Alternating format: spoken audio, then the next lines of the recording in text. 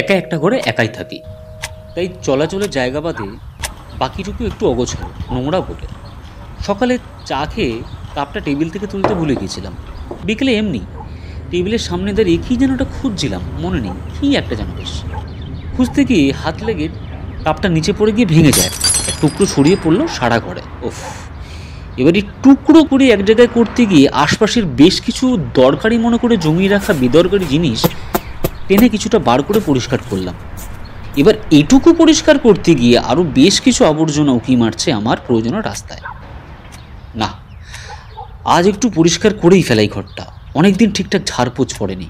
ব্যাস কোমর বেঁধে নেমে পড়লাম। তার আগে একটা জমির চা খেতে হবে, সাথে একটা সিগারেট। ছপ করে উঠে চায়ের বাটিটা ধুয়ে হাফ কাপ দুধ আর সামান্য একটু জল দিয়ে সোজা বসিয়ে দিলাম ওভেনে। এদিকে কেমন যেন একটা জোশ জোশ এসছে, তাই ফোন ঘেটে ফসিস ফোল্ডারটা প্লে করে দিলাম। আহা, প্রথম গানই আমি তোমার চোখের কালো চাই, তাই তোমার দিকে তাকাই। লাইট ফাইট জ্বালিয়ে দুটো জানলাই খুলে দিলাম। এদিকে চা ফুটে একদম টকবক করছে, এবং খাকা করছে মনে হচ্ছে। ওভেন থেকে চা নামিয়ে গ্যাস বন্ধ করে ছাঁকনি হাতে চা ছাঁকতে যাব, এমন সময় টনক নড়ল। ও, কাপ কই, ভেঙে গেছে তো। কষ্ট করে মনে করলাম আর একটা কাপ আছে, কোথায় যেন একটা। ভাবলাম তোর বাটিতে খেয়ে নিই, ঢাল তো গেলাম। ভাবলাম এখন যদি আবার না বার করি তাহলে কাল সকালে আবার সেই বাটিতেই খেতে হবে। খেলে খাবো। আবার ঢাল থেকে দাঁড়ালাম, বার করেই ফেলাই, একবারে ল্যাটা চুকে যাক। ধুলোতে কিচকিচ করছে মেঝেটা, হাতের উপরেও বেশ খানিকটা ঝুল লেগে আছে। চায়ের বাটির উপরে ঢাকা দিয়ে রেখে কাপটা বের করতে লাগলাম। কোথায় যেন একটা রেখেছি, কোথায় যেন এই ব্যাগ ও ব্যাগ হাতিয়ে পেলাম না কিচ্ছু। পেলাম কিছু আবছা হয়ে যায় পুরনো ফিগার স্কেচ, ফেললাম বাইরে। শোকেসের পাশেই একটা অতি পুরনো কার্ডবোর্ডের ডাব্বা ছিল আমার, সেখানে দেখলাম ওটার মধ্যে একটা দুটো 20 সংখ্যের পেন মাথার দিকের ওই পিতলের মতন জায়গাটাতে মরচে পড়েছে, আর একটা জগন্নাথ বলরাম সুভদ্রা আঁকা একটা ছোট্ট চাবির রিং। আর সে কোন কালে কোড়ানো 3টে মাত্র কড়ি, একটাই আই, একটাই টি, একটাই ইন লেখা। আরও তো কয়েকটা থাকার কথা। কি ঝামেলা।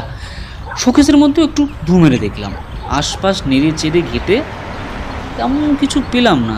হঠাৎ চোখে পড়লো একটা পেনদানি। এটা আবার কবে কিনলাম, নাকি কেউ দিয়েছিল? পিছনে লেখা আবার হ্যাপি বার্থডে হাবড়ার ছেলে, তার নিচে লেখা পেন্টিং ডিপার্টমেন্ট। ও হো, হ্যাঁ মনে পড়েছে, এটা আমার জন্মদিনের দিন কলেজের আমার ডিপার্টমেন্টের মানে পেন্টিং ডিপার্টমেন্টের বন্ধুরা আমাকে দিয়েছিল, পরিষ্কার মনে আছে। আমি একটা রেড অ্যান্ড ব্ল্যাক চেক্সের পাঞ্জাবি পরা আর স্কাই ব্লু জিন্স পরা ছিলাম। আমার সেদিনকে জন্মদিন ছিল। বিকেলে ক্যান্টিনে গিয়ে বসতে না বসতেই গৌতমদা বলে উঠলো, কি চাটুজ্জে বাবু, কি খাবেন বলুন? আমি বললাম, বাবা তোমার আবার হলো কি? গৌতমদা বললো, কি আর হবে, হয়েছিল তো তুমি সে অনেকদিন আগে।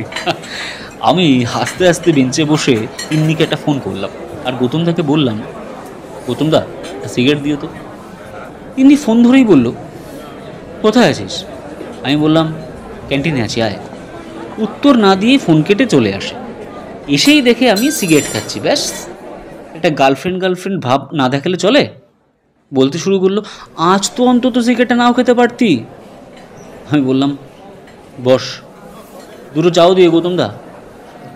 তিন্নি বলল, শোন না, আজ একটু বেরোবো। আমি বললাম, আচ্ছা, আর কিছু কথাও আছে তোর সাথে। আমি বললাম, আচ্ছা ঠিক আছে, বলিস। এর মধ্যে ডিপার্টমেন্টের ওরা এসে চিল্লে উঠলো, হ্যাপি ডাউনলোড ডে ভাই। সে কেক টেক নিয়ে ফোম উড়িয়ে একাকার কাটলো। গৌতমদা দেখলাম সে দুটো চা সরিয়ে রাখলো, সাথে তিন্নিও একটু সরে বসলো। কেক কেটে কেক কপালে লাগিয়ে টেরিয়ে তিন্নির দিকে তাকিয়ে কংগ্রাচুলেশনস জানিয়ে পেনদানি দিয়ে ওরা চলে গেল। এবার নাও চা, কোল্ড ড্রিঙ্কস হবার আগে খেয়ে নাও, গৌতমদা বলে উঠলো। তিন্নি উঠে নিতে গেল, আর দুটো চিপস দিয়ে তো গৌতমদা, তিন্নি বলল। তিন্নির ফোনে পরপর দুটো মেসেজ ঢুকলো, একটা ক্যান্টিনে যাচ্ছ যাও, সেখান থেকে যেন আর অন্য কোথাও যেও না। প্রথম মেসেজ। আমি একটা পায়ের উপরে আর একটা পা দিয়ে বসা ছিলাম। ওর ফোন আমার পাশেই ছিল, তাই স্ক্রিন নোটিফিকেশন থেকে পরিষ্কার দেখলাম দুটো মেসেজ। আমার একটা হাতে একটা চায়ের কাপ দিয়ে বলল, চিপস খাবি? আমি বললাম, তোর মেসেজ এসছে। ও বলল, ও পরে দেখে নেব। এই বলে ফোন পকেটে ঢুকিয়ে রাখছিল। আমি বললাম, তোর হাত ধরতে বারণ করেছে তোর হবু। এটা ছিল দ্বিতীয় মেসেজ। আমি, তিন্নি, গৌতম দা তিনজনেই চুপ। কেমন যেন চারপাশ একদম হুট করে চুপচাপ হয়ে গেল। আমি চায়ের কাপ হাতে নিয়ে নিচের দিকে তাকিয়ে থ মেরে বসে রইলাম খানিকক্ষণ। তিন্নি চায়ের দাম বয়েমের উপর রেখে বেরিয়ে গেল।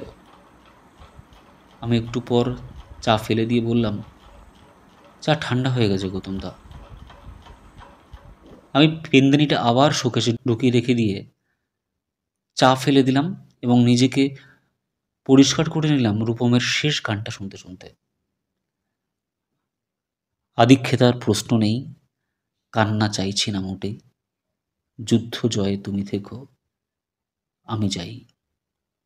তুমিও ঠিক, আমিও ঠিক, ভুল নিতান্তই প্রাকৃতিক, যুদ্ধ জয়ে তুমি থেকো।